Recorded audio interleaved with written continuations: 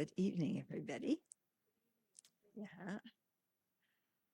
So I want to thank YBAM and also Dharma Drum Mountain for organizing this and inviting me to speak. So since the topic is how to live a meaningful life, I will try to say something meaningful. Okay. If I don't, you can have a nap. Okay. So, but before we start, I always like to sit quietly with the audience. We've been running around all day, and to sit and just watch our breath, let our breath be flow gently and keep our attention on it. And in that way, quiet the mind. And then after that, we'll generate our motivation for being together. And then we'll have to talk. And at the end, some questions and comments. Answers are not guaranteed, but the questions are very welcome. Okay, so let's start with just coming home to our breath and focus on your abdomen. Just watch the breath as it goes in and out. If you get distracted, don't get mad at yourself. Just bring your attention back to the breath. And while you're watching the breath, be aware of how your breath connects you to the rest of the universe, because so many other living beings are also breathing, and we're all breathing the same air. And then let's cultivate our motivation for being here and for sharing the Dharma this evening.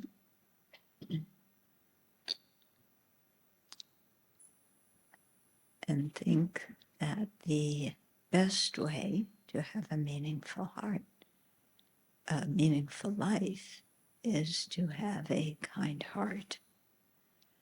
In other words, a heart that is free of grief and greed and jealousy, arrogance, rage, anger, hatred, and so on. And so to have a heart that is open to all sentient beings, seeing that all of us are alike, we all want happiness, none of us want to suffer.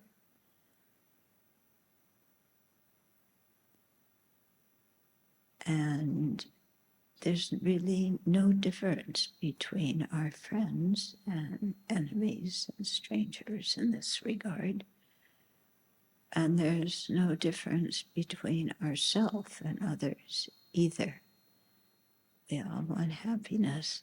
None of us want any suffering.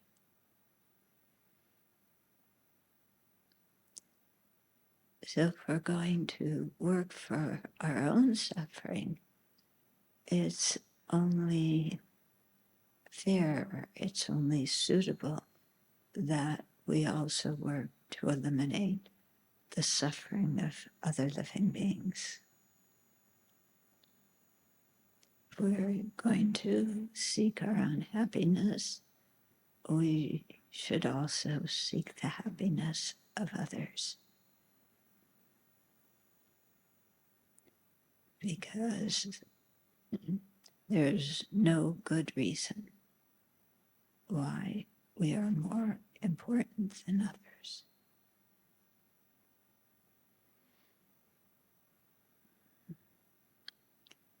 So with this kind of attitude, let's have the motivation to bring about happiness and eliminate suffering for both ourselves and others. And for that reason, we're going to listen to the Buddha's teachings on how to have a meaningful life. So take a moment and really make that your motivation for being here tonight.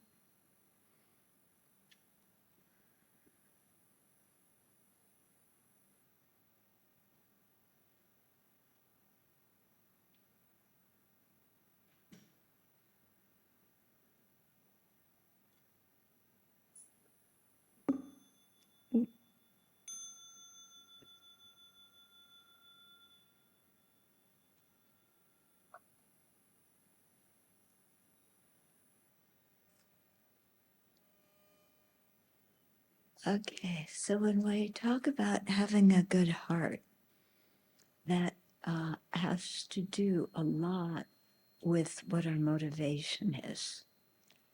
Because from a Buddhist viewpoint, our motivation is the most important part of whatever action we do. Okay, so it's not how we look to others that's most important. It's not whether other people approve of us or not. That's not most important. Okay, what's most important is inside our own intention. Okay, now why is that? Because most of the world thinks that how we appear to others is much more important. And so we're always trying to create a good impression in front of others, aren't we? Yeah, I look good. I can show off my good qualities. You know, I pull out my card with my contact info, and it's, this little card, but it unravels, so it's many, many things. And here I am, I'm the president of this and the director of that. And so anything I do has to be really good. And we think that that makes us a good person. It doesn't. Why not? Because, and I think we all know this, we can have a totally selfish, rotten motivation, but still look very good to other people. We can do the action we want to, like, yes, hurt somebody, and then we look so sweet afterwards. So there can be a disconnect between our motivation and what other people think about us.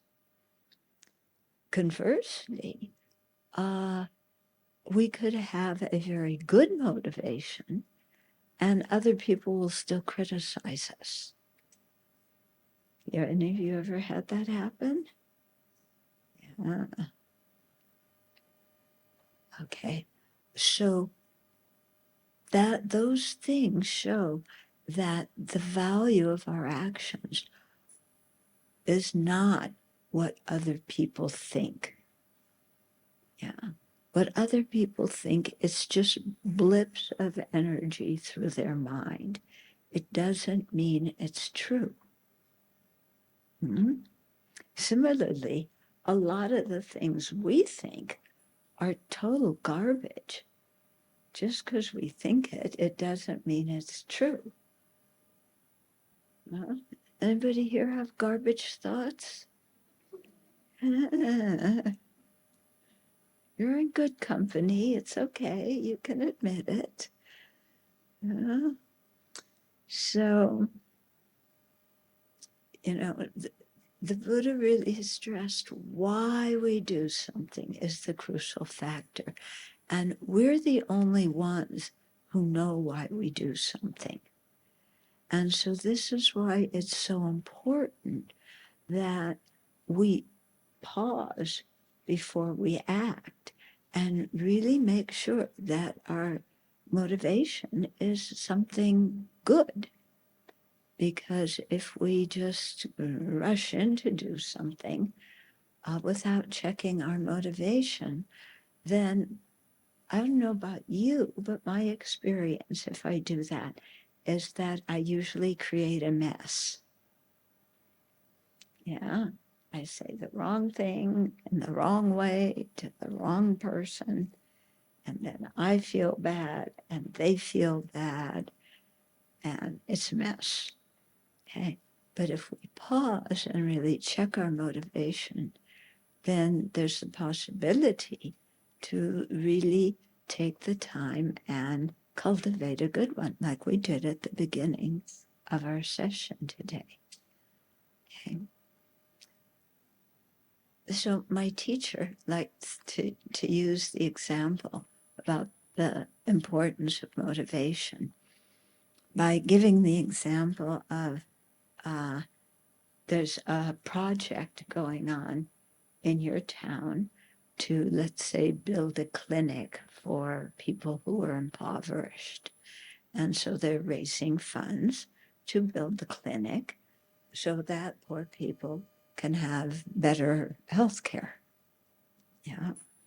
So there's one person who's quite wealthy. Yeah.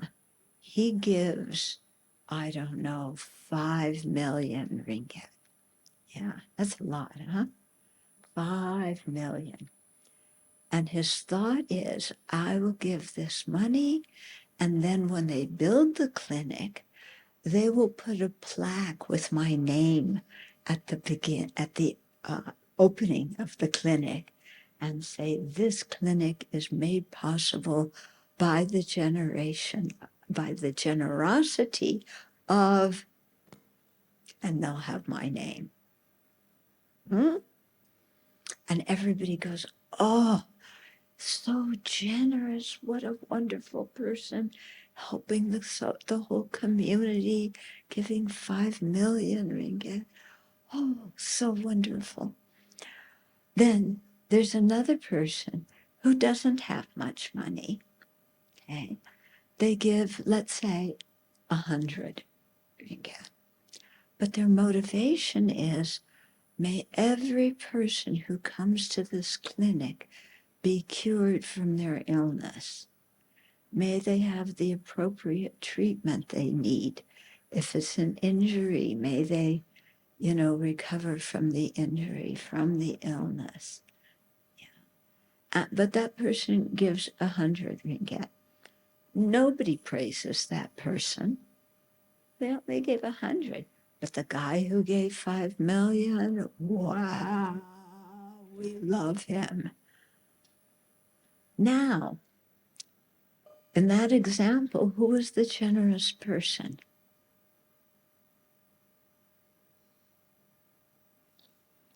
Was the person who gave 5 million generous? Was he generous? No, he wasn't generous. Why not? His whole motivation was for his own glory. He was completely selfish. He wasn't generous. The person who gave 100, but really wanted everybody who came to be cured, that person was the generous person, wasn't it? They had that intention, that really cared about others and wanted them to be well. So you see, yeah, it isn't how you look to what other people think of you that makes your action good. Yeah. Because other people think the rich man was fantastic, they ignored the poor person, or the middle class person who only gave 100. Yeah. So we can't judge the value of our actions from how we look or what other people think about us. I had the experience once when I was living in a Dharma community in France. And one morning, one person came to me and said, you know, oh, you are such a good nun. You keep your precepts very well. You do your practice every day. I see meditating. You know, you're really quite good, a very good example for all the young ones. Yeah. And then a half an hour later, another person came and said, you are such a bad nun. You don't keep your precepts very well. You're rude to other people. You ignore them, you know, and you talk behind their back. Okay, so within a half an hour, one person told me I was fantastic, and another person told me I was completely corrupt. Now, if what other people think about me is true, which one am I? Did I change in a half an hour? Yeah. Which one am I? I think probably I'm neither of them. But if I was evaluating myself and my own actions based on what other people thought of me, I would have been totally confused because these two people had two opposite views of what I had done. Okay? So that shows again, too, that what others think really isn't important. It's what's going on inside of our own heart that is important. Okay? And that's why it's important before we start any activity to really stop and cultivate our motivation. So in our monastery, Sravasti Abbey in the US, we have many times during the day where we stop and we generate our motivation. One of them is at the end of morning meditation.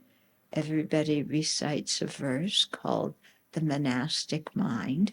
So people can think about, what is a monastic? How is a monastic supposed to think? Take the time to generate that motivation. Then after breakfast, we have a short meeting where we talk about what we're going to do that day. But before we do that, we're all standing in a circle, and after we do that,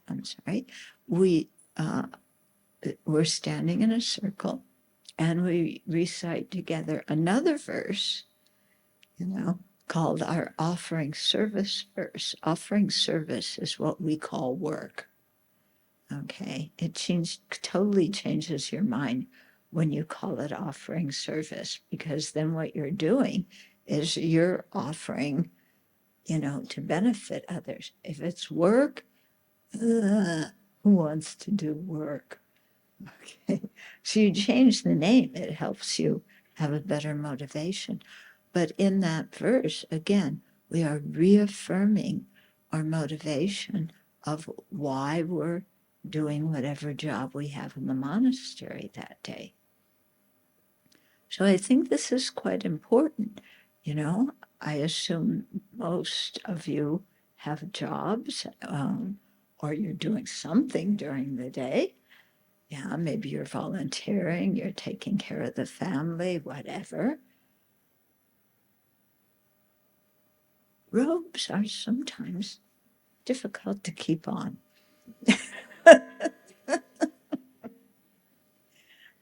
I don't have very wide shoulders, so they're always falling off.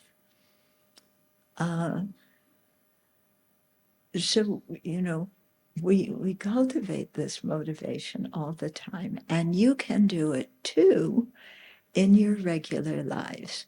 Okay? So when you get up in the morning, and before you go to work, ask yourself, why am I going to work? Let me ask you right now, why do you go to work? Uh-oh. How many of you go to work for the money?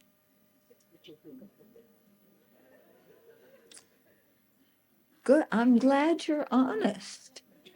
Yeah, because I was just with a group in Penang. I asked them that question. Yeah. So then I said, who among you is telling me the truth? Okay. So it's good. You're honest, and you're not afraid to say what's going on inside. Yeah.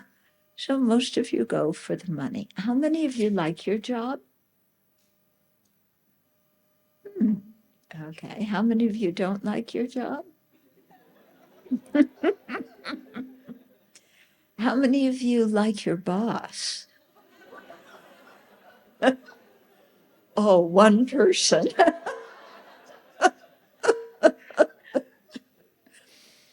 I asked that because I teach a lot in Singapore. And one of the questions, when I talk about anger or something, is about their boss. My boss does blah, blah, blah, blah, blah. And I'm so angry because they mistreat me. So I wanted to see if it was the same in Malaysia or not. It seems like you people like your bosses a little bit more, or maybe don't dislike them as much as the people in Singapore do. Yeah. So I suggested to the people in Singapore that they should have a national holiday called Love Your Boss Day. Because your poor boss. I mean, you do think, yeah, how many of you are the boss or manager of some people? A few people. Okay. So it's not an easy job. Yeah. I'm, the abbess of a monastery. Do you think that's easy? Yeah. Do you think everybody is always so sweet? Namo Amitabha. We are so sweet. Yeah, no, that's not what goes on. We're human beings. Yeah. So, if you think, like, what is it like to be your boss? Yeah. What do they hear all day? I'll tell you what they hear, because the first quality, or the first, not quality, but point of what you have to do as the boss is listen to everybody else's complaints. Okay, that's your number one job. That's most of what you do all day long. You sit there, this one comes in and this one's unhappy, and that one comes in, that one's, and complain, complain, complain. And everybody blames somebody else for their problems. They don't take any responsibility for them by themselves. It's somebody else's fault. And then they come to you because they want you to solve their problems. And they think the way to solve their problems is to fire the person that is bothering them. And so they want you to fire that person. Yeah, great job being the boss, I tell you. Everybody's complaining. So really think about it. Try and be kind to your boss. Think about what their situation is like. Have some compassion for your boss. Okay. So before you go to bed, and before you go to work, oops. Um, yeah, you might check your motivation. Yes, I'm going for the money, but I also want to help whoever the clients are, whoever the customers are. I want to make people's lives better by doing my job. And you may not have direct contact with the customer or the client, But for sure, by doing your job, you're contributing to somebody getting something that they want, whether it's a service or an object. And so think about that before you go to bed and say, before you go to work.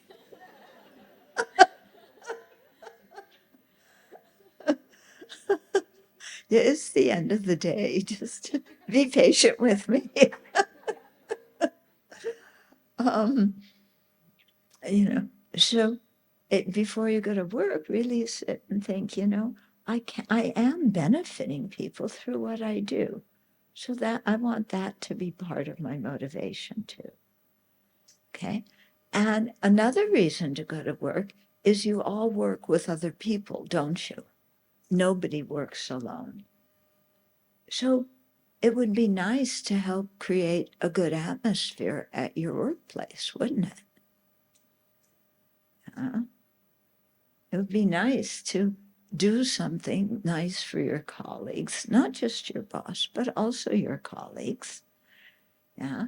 Do something that's not called for that would brighten other people's day. Say hello to people. Yeah. It's like 2 syllables, hello. In Malaysian, what is it? Well, Chinese, ni hao, 2 syllables. Yeah. You ask them whether they've eaten, and maybe you bring something to work for them to eat. Yeah, really. This can really change the environment at a workplace. Yeah. The usual workplaces, the coffee place where everybody goes to get coffee is usually a mess. People get their coffee, they get their tea, they make a mess. Nobody wants to clean it up because it's always somebody else who spills something. Me, I don't spill anything. But other people made the mess. Why should I clean it up? Well, try cleaning it up sometimes. Yeah, it takes about maybe 2.5 minutes, possibly 3, on a bad day, 5. Yeah, it's not much time out of your lifetime to do something nice for the people you work for, and work with. And after you clean it up, don't go around saying, I cleaned up the coffee. Yeah, just do it and feel happy because you contributed something good to somebody else's day. Yeah. We often think that being an altruistic person or having a kind heart means, being some great person on the planet, like Venerable Chan Yen, the master who does sushi. Yeah. She's fantastic what she does.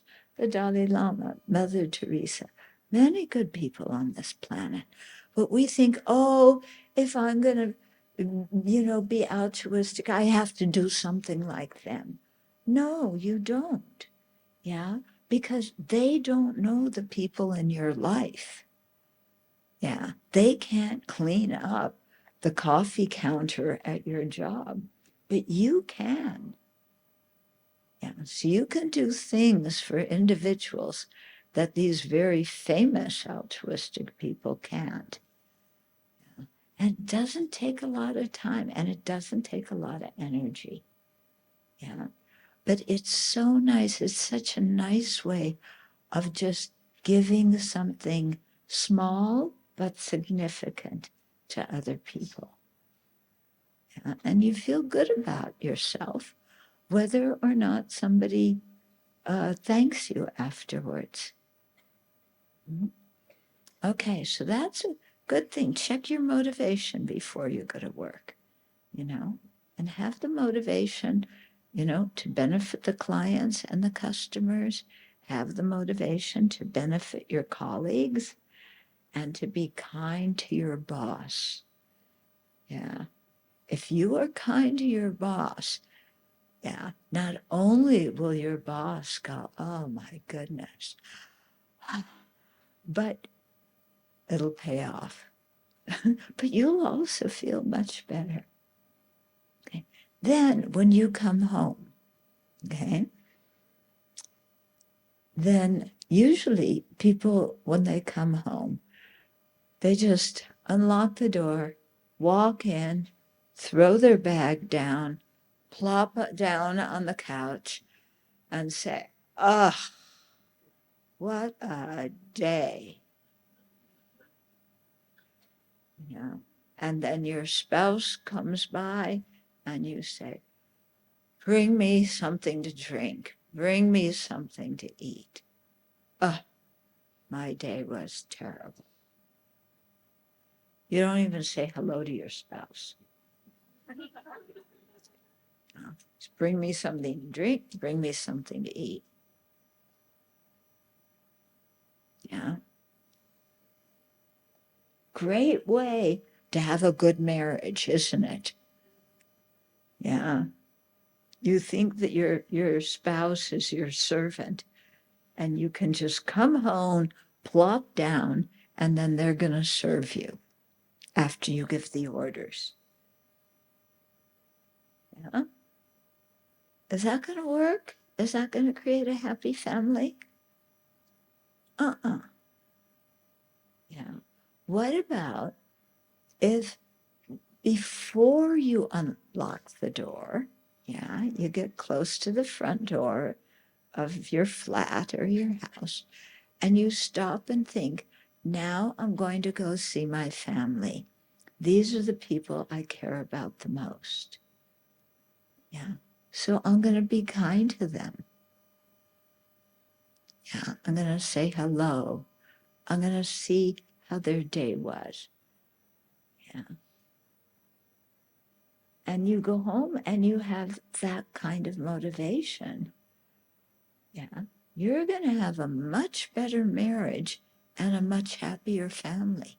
And it isn't a big thing to do to go in the house and say, "Hi, how are you? How was your day? Yeah.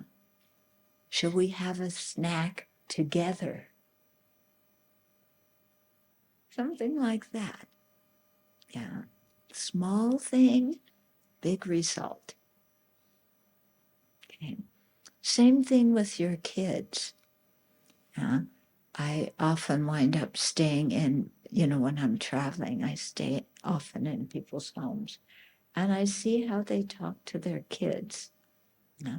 And some parents sound like drill sergeants in an army. Yeah, it's breakfast time. Well, it's morning. The alarm rung. Get up. Hurry up. Get up. Brush your teeth. Wash your face. Yeah, hurry up. Did you do your homework? Oh, no, not again. You lazy kid. You're in first grade, but you don't do your homework. How are you ever going to get in a good university? Yeah. You won't have a good career. You can't spell correctly. You can't add correctly. And you're in primary one. My child's a failure. Yeah. Okay. You didn't do your homework. Okay. Get in the car. Yeah. I'll drive you to work. Get in the car already. Put your seatbelt on. What are you fussing about? Don't hit your brother. Just get in the car. Hmm? Yeah. That's the way some parents talk to their kids. Really? It sounds like the drill sergeant in the army, doesn't it? Yeah. So if you talk to your child like that, how are they going to respond? Yeah. They're going to stay away from you. Yeah. Do you want your kids to stay away from you and not talk to you and not think that and think that you're a person who isn't really looking out for their welfare. You don't want your kids to see you like that. And when they become teenagers, look out. Okay. When they're little, you're a drill sergeant, they can't do much. When they get bigger, if you're a drill sergeant, yeah, they go AWOL. You know what AWOL is? Yeah. So they go AWOL. Your kid goes out of the house. I'm busy, mom and dad. Bye. See you later. And they're out the door before you can say, be home at, and give them a curfew. Okay. So it's good to slow down in our lives and really observe how we talk to other people, how we influence people. Yeah. If you're living with your family, reverse it. Instead of the parent talking, to the kid like a drill sergeant, if you're younger and you're living with your family, do you say please and thank you to your parents? One person. Good. Very often when I give talks, or put it this way, when new people come to the Abbey and they hear a Dharma talk, they'd say, oh, Buddhism really makes sense. It's really good. Yeah. So, my parents are older. How do I get them interested in Buddhism?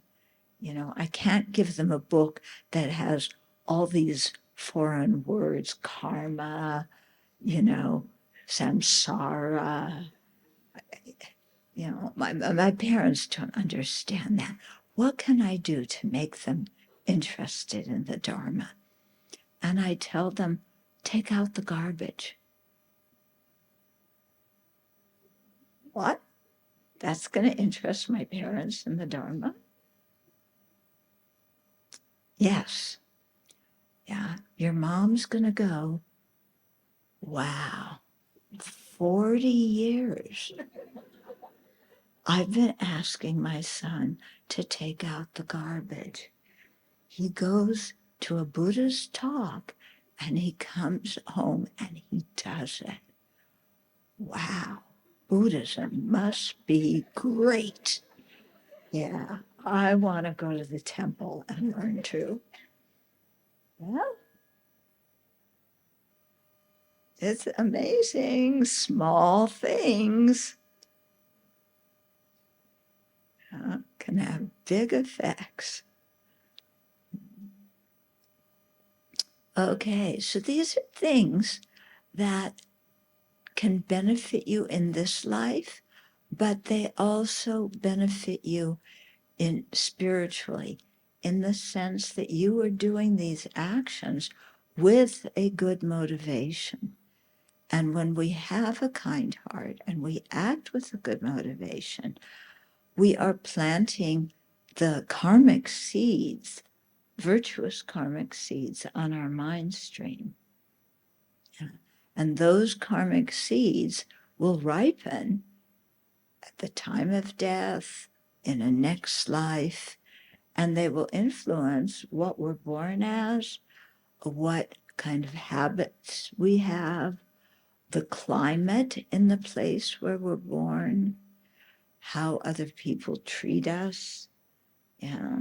So our own actions, that's what karma is, our own actions, by leaving these kind of energy traces, we call them karmic seeds, on our mind, influence what we will experience. So if we create virtuous karma from having a kind heart, then we're creating the cause for a good rebirth.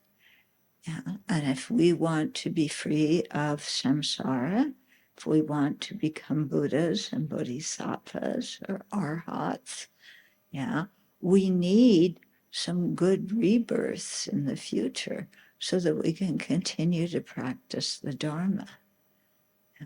So when you help other people with a good motivation, you're also helping yourself. Yeah. Our worldly mind thinks that if somebody else gets something good, then we're losing out. Yeah. It's called the fixed pie. There's one pie, and if somebody else gets a slice of it, then I don't get that slice. So I want to get as much as I can for myself, and whatever is left over, somebody else can have. But life isn't like that. Life isn't, it's me or it's them. Yeah, it isn't us or them. The us and them mentality is the cause of wars. Yeah, if you look at the situation in the Middle East, yeah, both Hamas and the Israelis are thinking it's us or them, and we are more important. Okay. In Ukraine and Russia, everybody's thinking us and them. It's us, not them. Yeah. And when we think like that, then we do things to hurt the other party. And we are self-centered. So we take the good things for ourselves, realizing that if we don't realize that if we harm others and we just take the good things for ourselves, that we're going to wind up living with a lot of unhappy people. Do you want to live with unhappy people? Living with unhappy people makes your life miserable. Yeah.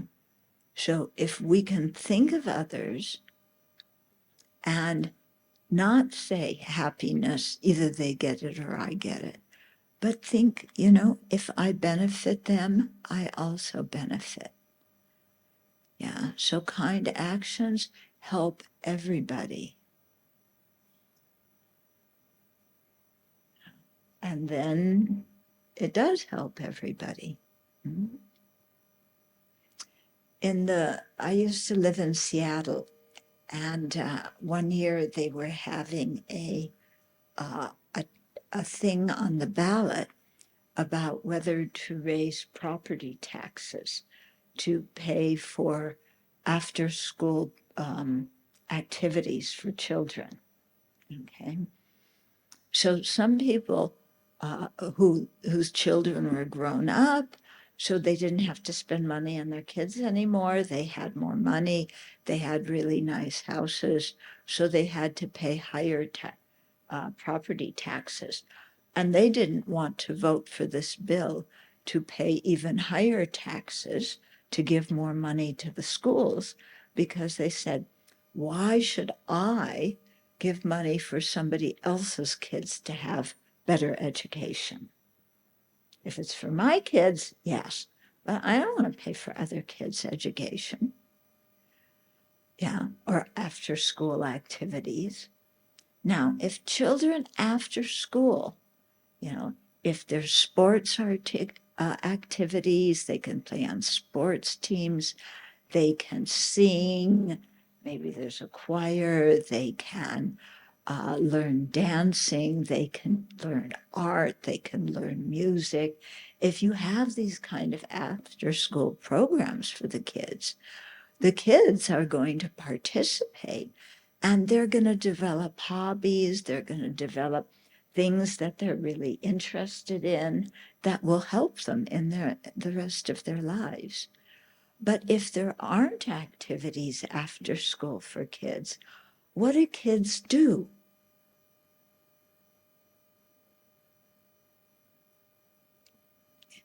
Yeah, they hang out on the streets with other kids, don't they? When they hang out on the streets with other kids, and there's nothing fun or educational for them to do, what do they do instead? Yeah. Maybe they smoke. Yeah. Or they do vaping. Or they get into trouble. Maybe they shoplift. Yeah. Maybe even take drugs. Yeah. And if they need money to do things, then whose houses are they going to break into to steal from? The rich ones. You got it. And those were the same people who said, I don't want to pay for other kids' education. So by not having a mind of sharing resources, those people created the cause to live with unhappy kids, yeah, who had nothing better to do than to get into trouble and maybe try and, break into a house, steal a car, steal a motorcycle. Yeah.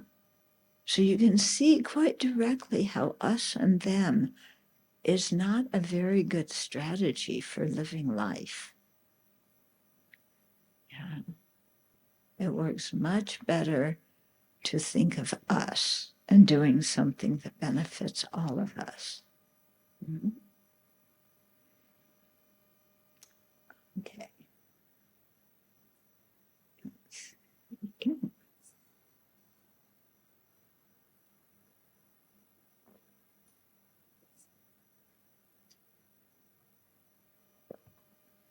Okay. So let's keep talking about how to live a meaningful life.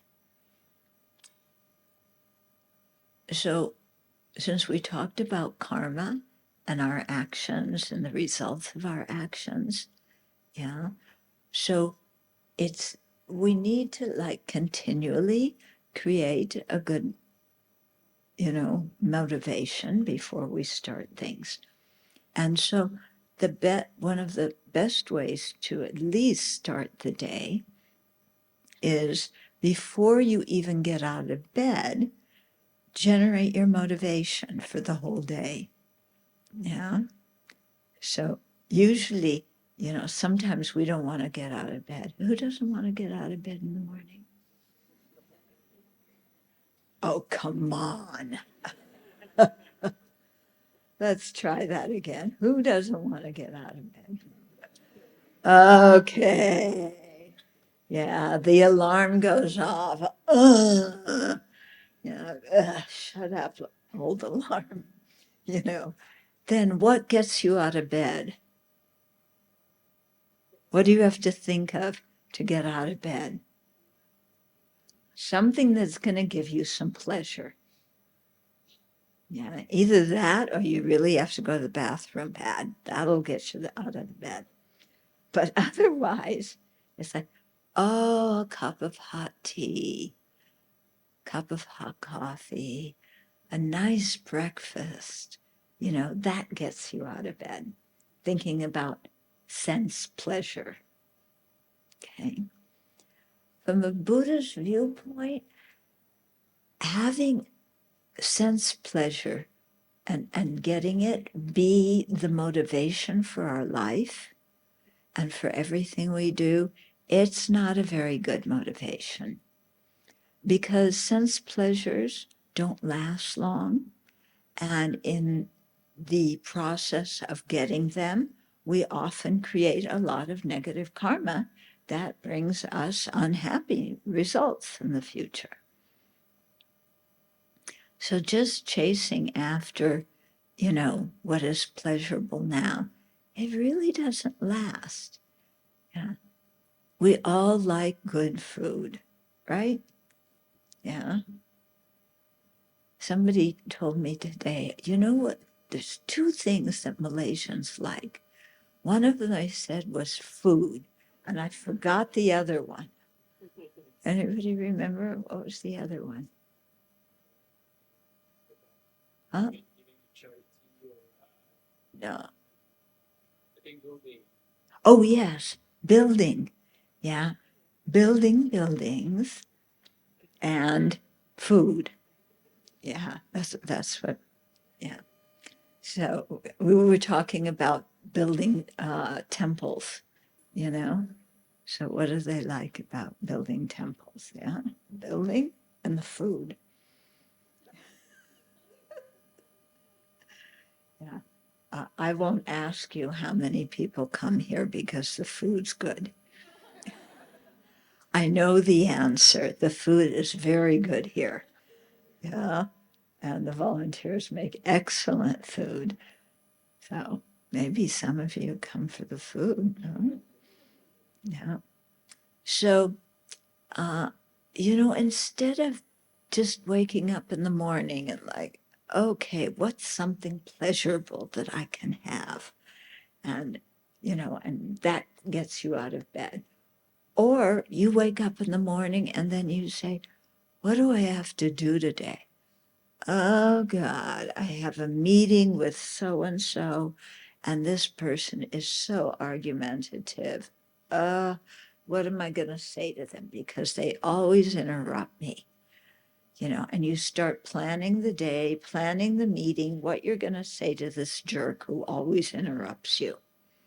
And that's your motivation for the day, how to cut them off and put them in their place. Or you want to retaliate against somebody who hurt your feelings. Oh, today's the day I can retaliate. Yeah, my brother was really mean to me. So there's a family dinner tonight, and I know what to say that will really bother him. And that'll get even for all the times that he beat me up as a kid. Whatever he did that you don't like. Okay. Instead of starting your day off with that kind of motivation, yeah, just stay, the alarm rings, turn it off gently, and then think, yeah, what is the most important thing that I do today? What's the most important thing that you do today? Any day, every day. Not hurt anybody. Wouldn't you say that's the most important thing? Every day, that you don't hurt people, either by what you do physically, by what you say, or even by your thoughts. Isn't that more important than going to work and getting your paycheck? Not hurting others? So when you wake up in the morning, what's my motivation? Today, as much as possible, I won't hurt anybody. Yeah? And there's another thing that's most important in the day, besides not hurting others. It's benefiting them. So you think today, what's most important is that I don't harm others and that I benefit them as much as I can. Yeah. And you make that your motivation in the morning when you first get up. It will change your mood for the day. Because if you get up and it's just, oh, I gotta work and I gotta do, you're starting the day off in a bad mood. Yeah. But if you think, I have a purpose, my life has a purpose to abandon harming others and to benefit them as much as I can. And then you get out of bed, you start your day. But you have that motivation. And then during the day, you pause every so often. When it's good to pause is when the light is red. I've been driven around in Malaysia a lot the last few days. And your red lights here are very long. Yeah. I think longer than in most other countries. Yeah. And sometimes they're not timed very well. Yeah. there's a red light on all four sides, and nobody's going through the intersection.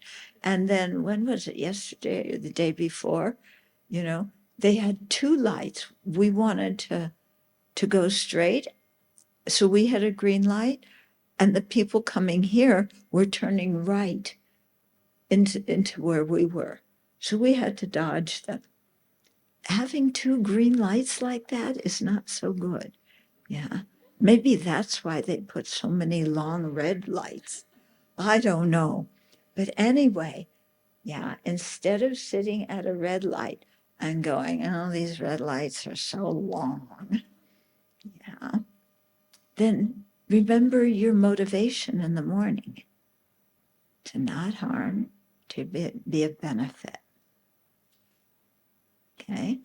And so throughout the day, whatever you're doing, maybe, every time your phone rings or hums or whatever your phones do, yeah, just remember your motivation. Who's ever on the other end, or whatever text I got, I'm going to reply, but not harm and be a benefit. Okay. And so you go through the day like that. Then in the evening, before you go to bed, not right before you go to bed, because sometimes you're so tired you just fall over. But, a little bit earlier, stop and think, well, how did I do with my motivation today? Yeah. Did I harm anybody today? Yeah. Who was I able to be of benefit to? And then you look over your day and it's like,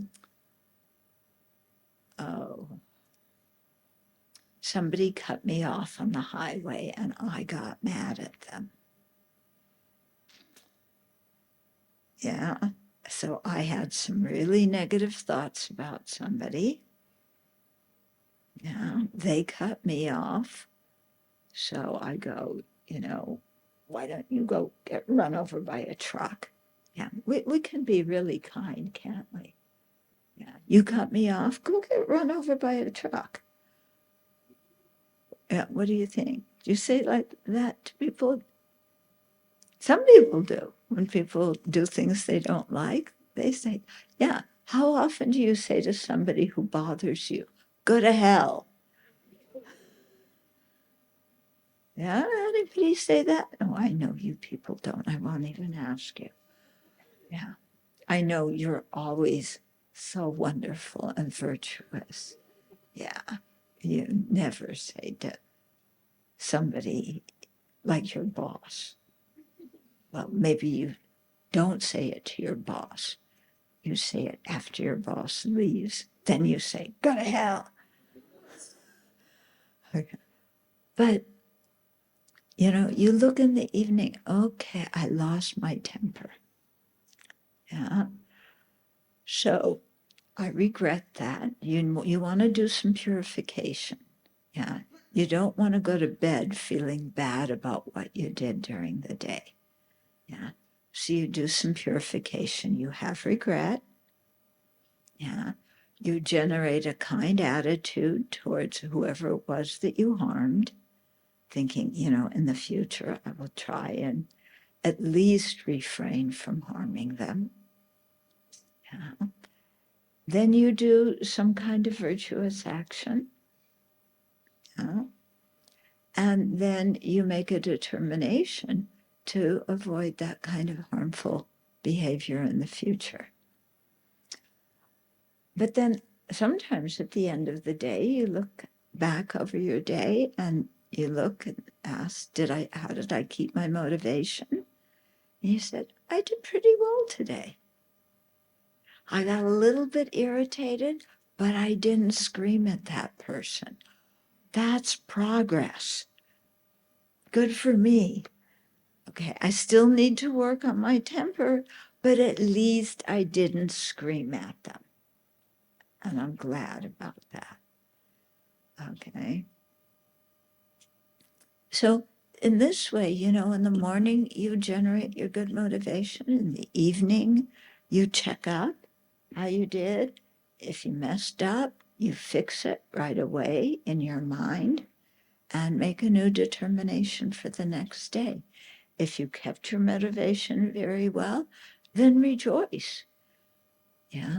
The Buddha said we should rejoice at our own virtue. So we rejoice not just at other people's virtue, but at our own virtue. Yeah. And the more we rejoice in virtue, the more virtue we create. Okay. So our, you know, our virtuous karma gets stronger the more we rejoice. Yeah? And they say that rejoicing is the lazy person's way to create good karma. Yeah, why? Because you just have to sit there and look at other people's virtue and say how wonderful it is they do virtuous things. Yeah. So somebody else, you know, just did a retreat and you rejoice at their merit. Somebody else just gave, you know, a donation, you rejoice in their merit. Somebody else, you know, just got a job and they have a new job where they have a good opportunity to benefit others, you rejoice. Yeah, it makes you happy and you create a lot of merit. Okay, and you don't even have to lift your finger. So it's a very good practice. Okay. So there's a few other situations that I want to talk about in terms of how to have a meaningful life. One is to make time every day to either do some meditation or watch a video or listen to an audio of a Dharma teaching or to read something in a Dharma book every day. Okay. Now you say, I don't have time, La. I don't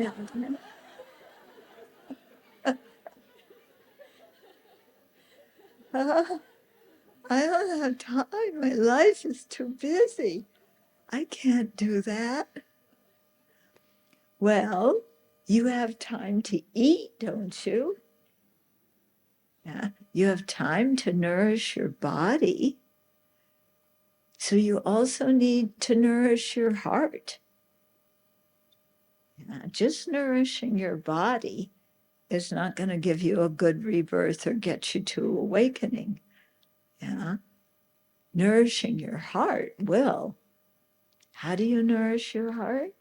You read a little bit from a Dharma book, or you watch a little clip online, and you think about what you read or what you saw or what you heard, and you apply it to your life. And so in that way, you slowly learn the Buddha's teachings. If you do a little bit every day, it doesn't take much time. Yeah. And it really influences the rest of the day and the rest of your life. And how you live your life influences how you die and what happens after death. So there's a lot of benefits that come from this. Mm-hmm. So I know that I've been talking to some of the nuns here and also at other places, and we all see that many people want to stay home after COVID. You know, well, during COVID, nobody wanted to stay home. Everybody wanted to go out. Okay. After COVID, then everybody wants to work at home. And, you know, going to the temple, it just takes too long to drive there. Yeah, I don't want to drive there. And if I go to the temple, I have to sit in these hard chairs, you know, and I have to sit up straight and they're going to make me meditate for 5 minutes. Oh, yeah. And then I have to listen to a talk. And if the talk's boring, I still have to stay there and listen to it. But I could also watch it on Zoom, and that's better. Yeah. Then I don't have to drive to go to the temple. Then I can sit on my sofa. It's nice and comfy. Stretch my legs out. Have a cup of tea here.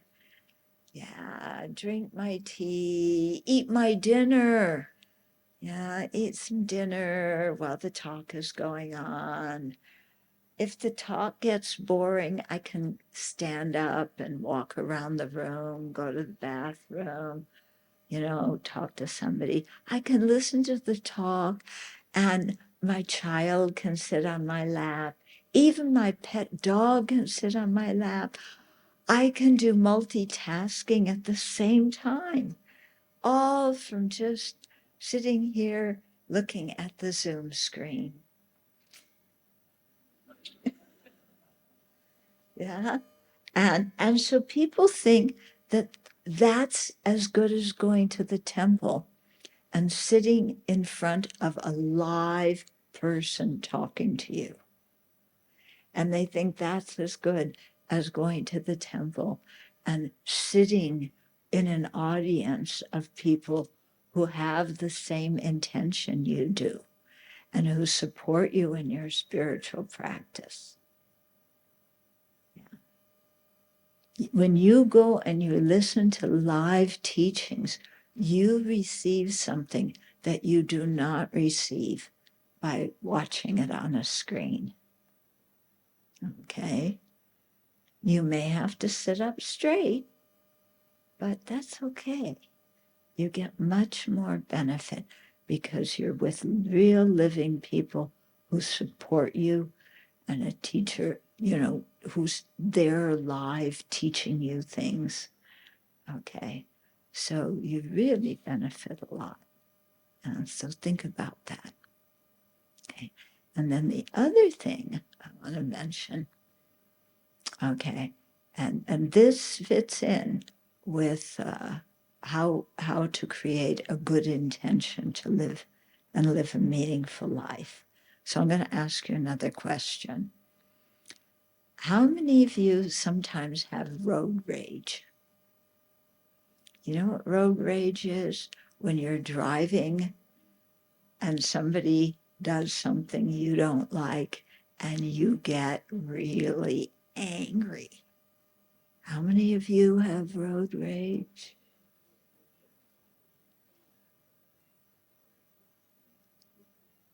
Okay, good. A few of you are honest. Good. Yeah, the rest of you are, oh, what is road rage? I don't know what it is, so I can't raise my hand. Okay. So road rage is really something to be very careful about. Yeah. Because, and it's so, I find it fascinating. Why do people get the instant anger, rage, not just anger, but fly off the handle rage, if somebody else cuts in front of you while you're driving? Yeah. People just go crazy. They start screaming at the person in the other car. Of course, the other person has their windows up and they don't hear. Yeah, but everybody in your car hears you screaming and swearing. Okay. And people just go crazy like that. It's very interesting. Yeah. And it's so dangerous to get that angry when you're driving. Okay. One young man told me he was driving, I don't know where, but with his fiancée. And they were on the highway. Yeah. Where am I? You drive on what side of the road you drive on here? The right side. Left. Oh, you drive on the wrong side of the road. Yeah, you, the Singaporeans and the British, you know? Anyway, so let's say, well, this happened in another country. So he was on the right side of the road, and there were several lanes on the other side. He was on the side closest to the divider, and there were several lanes here. So he's driving along with his fiance. Somebody comes up here and cuts him off on the highway. Yeah. And he just got so mad. And he said, I'm going to get even with that guy. I'm going to cut him off. So the other guy by that time was ahead. So he steps on the gas. He goes up here, and then he cuts the other guy off. Okay. When he cuts the other guy off, he lost control of the car, and his car went over 3 lanes on the highway and landed off the road. And when it landed off the road, he's just like, oh my goodness, what did I just do? And he realized he almost killed not only himself, but his fiancée. Yeah, he thought, I almost killed somebody I really love. Why? Because I wanted revenge. For what? For somebody cutting me off on the highway. So what somebody cuts you off on the highway? Big deal. Yeah. Your life is more valuable, and the life of the people in your car and other cars much more valuable.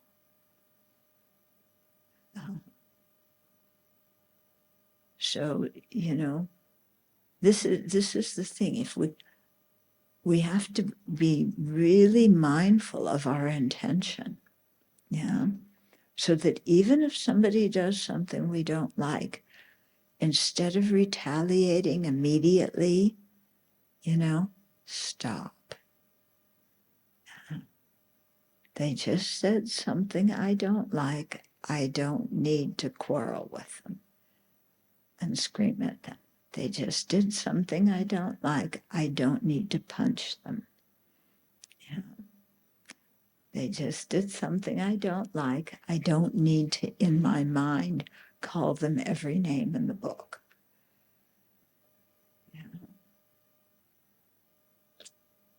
So there's so many opportunities throughout the day to really live your motivation to not harm and to be of benefit. There's so many opportunities. Yeah? Just open your eyes and look at other people's experience. Look at what other people's lives are about. And you might see a lot of suffering that you didn't notice before. But those people are objects of compassion. Yeah, compassion, wanting them to be free of suffering. They're objects of love, wanting them to have happiness and its causes. So there's so many times throughout the day where you can generate love, wishing others well, generate compassion, wishing them to be free of misery. And all these things, they can be small acts, but have a really big effect on others and also on yourself. Okay, so keep this in mind. So there's a few minutes left for questions and comments. Like I said before, answers are not guaranteed. But let me warn you about one kind of question to ask. Sometimes after a talk like this, where I've been talking a lot about what we do during the day, then there's usually somebody who raises their hand and says, thank you, it was a great talk. But my husband, my wife, whoever it is, my husband, he gets up, he's in such a bad mood every day. Or my wife, she's so irritated when she gets out of bed. Yeah. How am I supposed to generate a good motivation for the day when I have a spouse that is just so negative, in a bad mood and everything like that? What do I do? Okay. So you see, many people ask this kind of question. What are they doing? The problem is somebody else's fault. I have nothing to do with it. Yeah, for no reason, they are acting that way with precious little me. Yeah, how inconsiderate. And I want to help them. Yeah, this is how the question is. I want to help them so they wake up in a better mood. Yeah. So what can I do to help them? Do you really want to help them, or do you just want to change them? Helping somebody and changing somebody so that they do what you want them to do are two different things. Yeah? Oh, I just want to help them. Actually, I can't stand what they're doing and I want to get them to change. Yeah. So please tell me how to change them. And then I can go home and I can say, well, she said you should do this. So I'm not bossing you around. I asked the Dharma teacher, and this is what she said. So you should listen. Yeah.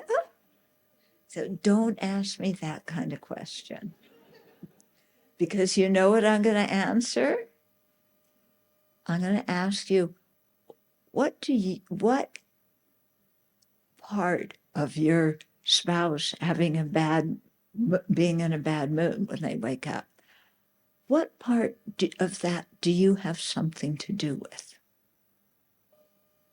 Is there any part of that that maybe was your responsibility? Like right before they went to bed, you had a fight and you started the fight? Or, was I involved? When somebody does something I don't like, was there something I did that antagonized them? Did I insult them? Oh, it was just a small slip of the tongue. I didn't really mean that.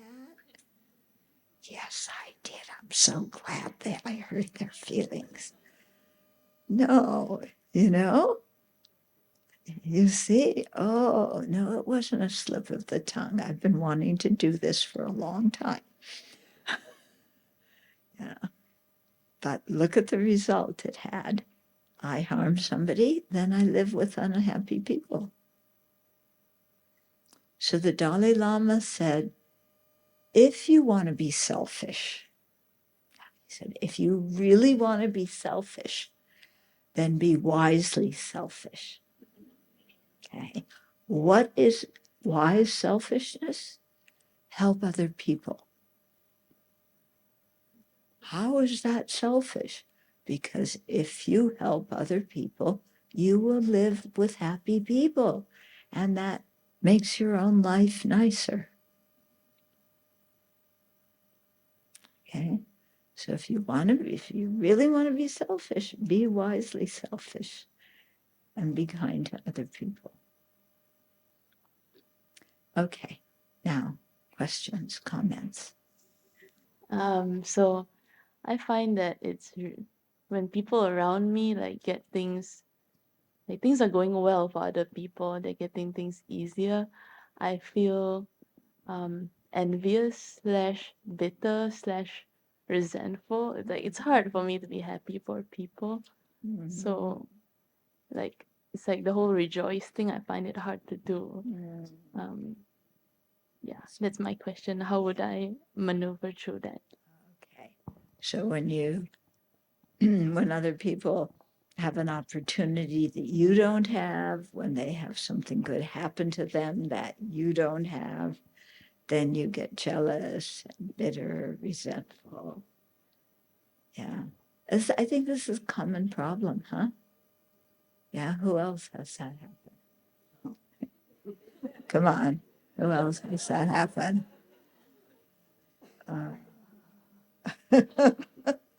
So, yes, I understand that well. I had that problem really bad many years ago, of just being jealous of other people. And Shantideva, he's an 8th century Buddhist sage. He wrote a book called Engaging in the Bodhisattva Deeds. And he talks about jealousy in chapter 6. And he says,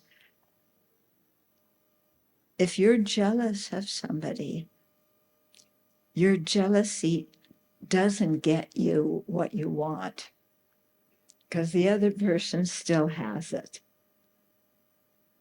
Yeah? But when you're jealous, you're miserable. You're miserable.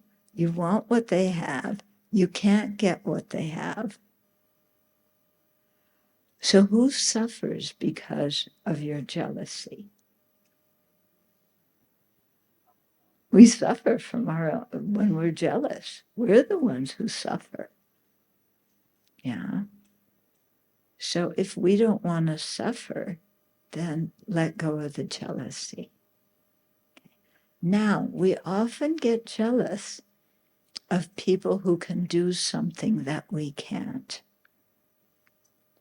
So one of my big problems with jealousy was that I never learned Tibetan, and my teachers speak Tibetan. So I always have to rely on a translator, which is not, it's good if you have a good translator, but I would really like to speak Tibetan, okay? But I have some friends who speak Tibetan, yeah?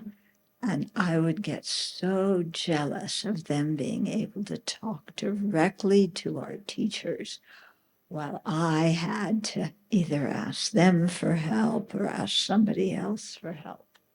Yeah.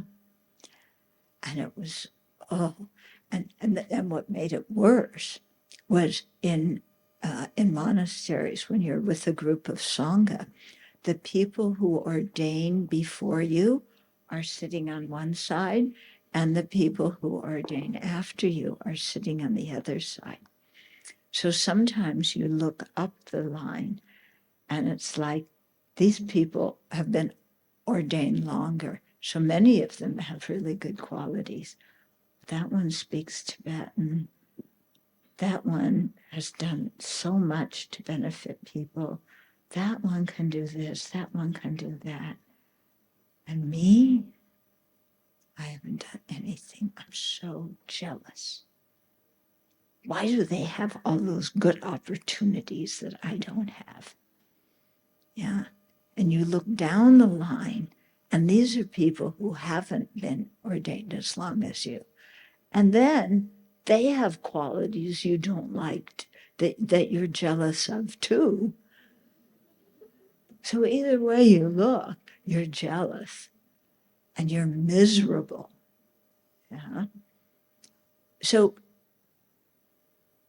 often the antidote to whatever afflictive emotion we're experiencing is the exact opposite of what we feel like doing. So like you said, when you're jealous, the last thing you want to do is rejoice. Yeah? Last thing you want to do is rejoice. But you practice it. Yeah. You practice rejoicing. You make yourself at the beginning rejoice. So I was thinking of some of these friends and like, okay, they speak Tibetan. It's really nice. I mean, I feel happy. Why not feel happy when somebody else has something good? Yeah, then they're happy and I'm happy. So just because I can't do it doesn't mean I need to criticize them because they can do it. Yeah, I rejoice. That's good. And also what helps me is to think, is not just to think, but to realize that if I were the best one in the world, we would be in serious problems here.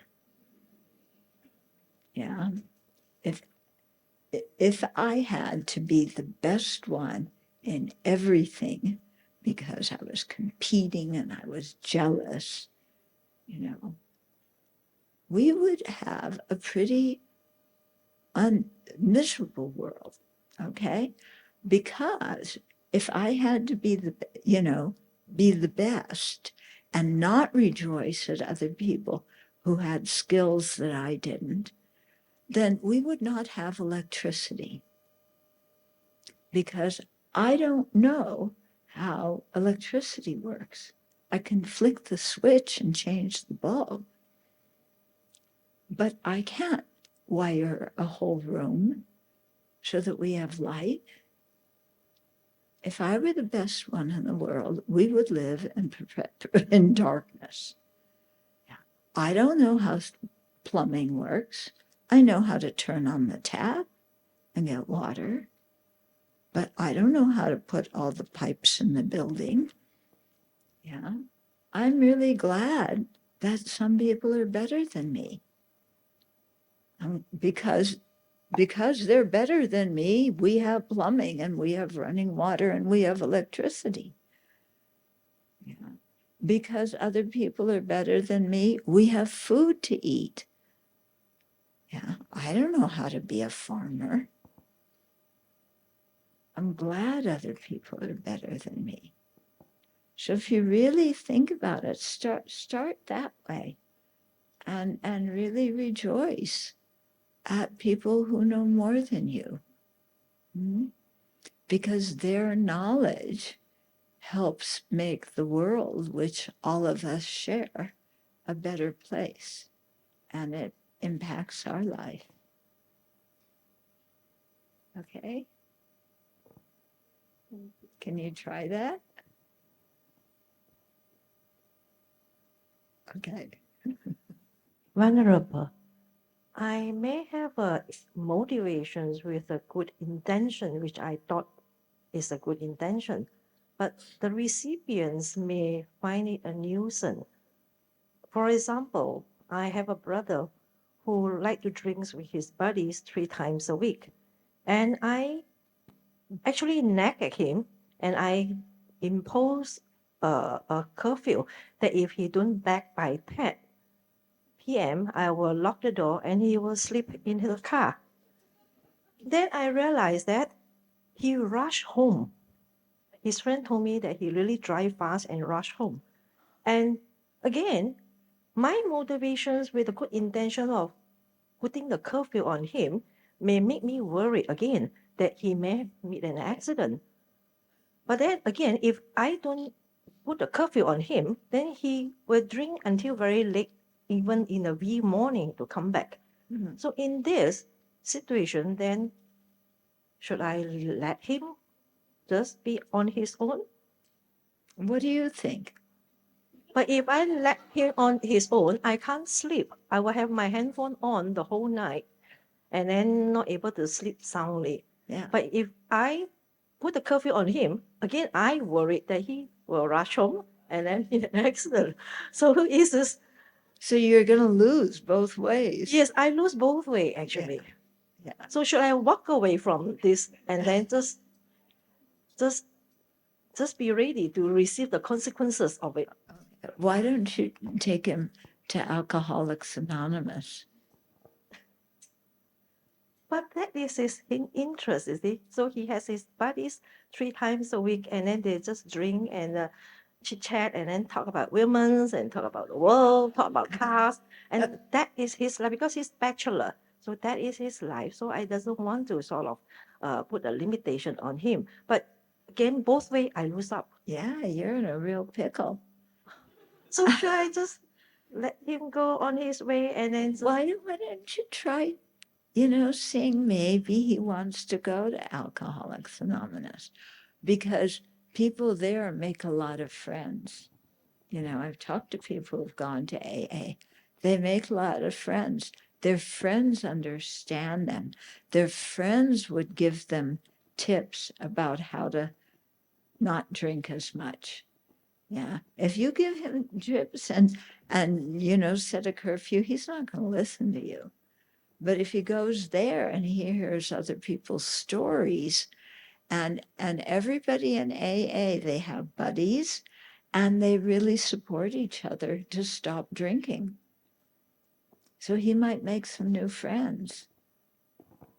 oh, should I actually go and drink together with him and be his driver and then be his driver?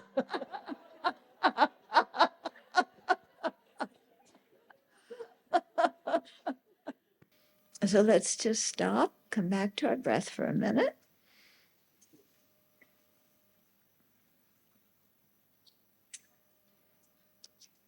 And rejoice at what you did this evening. You learned something new. You started thinking about things that maybe you hadn't thought of before. You have some new ideas. You want to live a meaningful life, and you're getting some tips on how to do it. So rejoice at how you spent the evening and the merit that you created by learning the Buddhist teachings.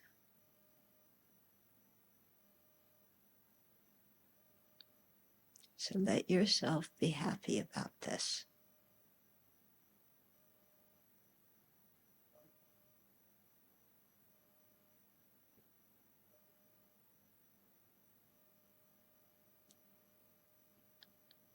And rejoice also at the merit that everybody here created.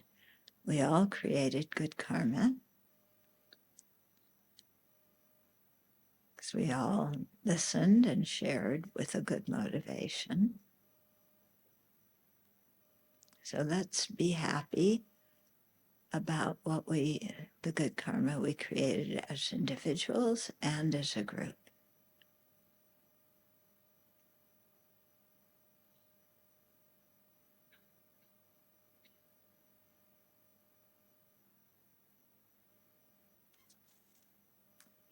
And then let's dedicate that merit.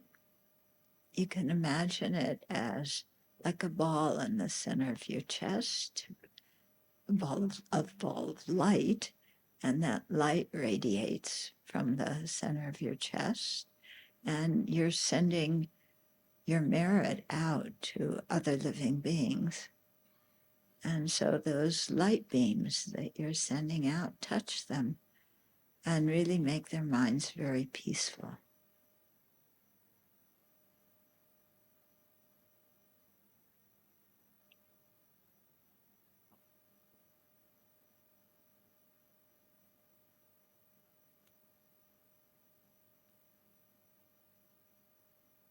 And so may everybody benefit from the merit that we created this evening.